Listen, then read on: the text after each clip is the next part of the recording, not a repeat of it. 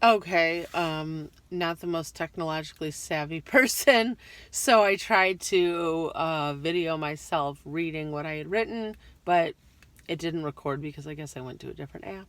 Anyway, so I'll read that later when I get home. But I guess the point of what I was writing is that I've seen so many adolescents and just people in general, adults, just struggling with, am I bipolar? Am I depressed? Do I have ADHD and anxiety?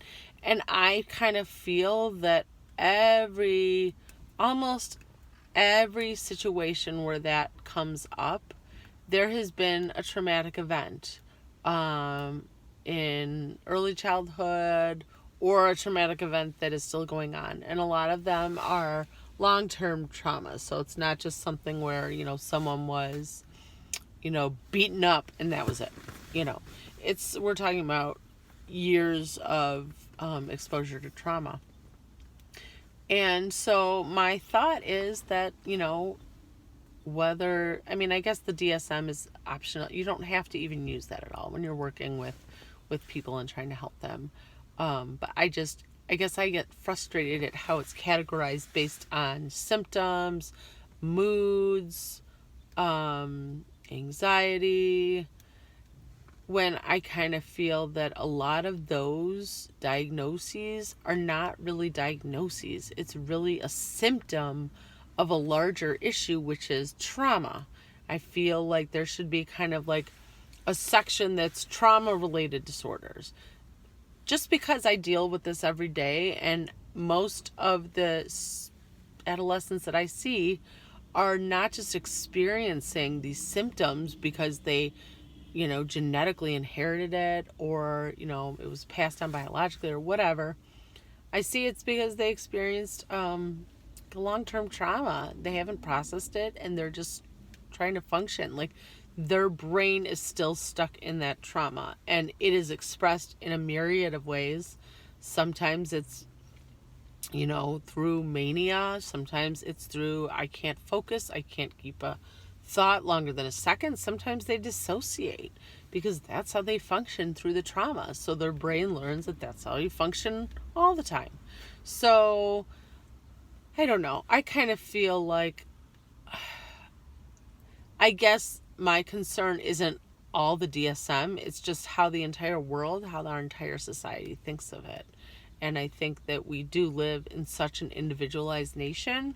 Even right now when we're dealing with the pandemic, everyone's fighting for individual rights. Like each person for themselves, fend for yourself. And it's like, I'm sorry. We're a community and every life is valuable. And can we help each other like through this inconvenience? I know it sucks for many, but it isn't about individual rights.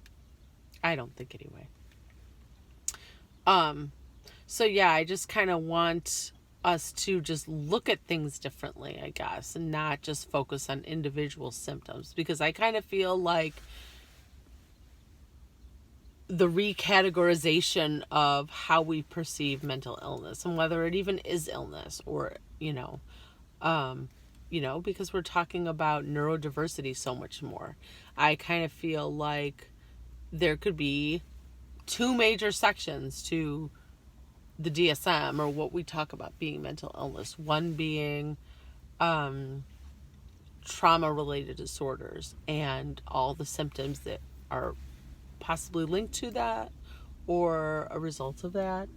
And in addition to that, neurodiversity, like those with autism. Like it's not, yes, like they struggle in living with this society, but who's to say, who determines whether society is ill? Like, how do we know that they're not gifted and that they just struggle because, our society is not gifted? So obviously, Anyway, so I'll leave it with that, and then I will, video my message a little later. Thanks for listening.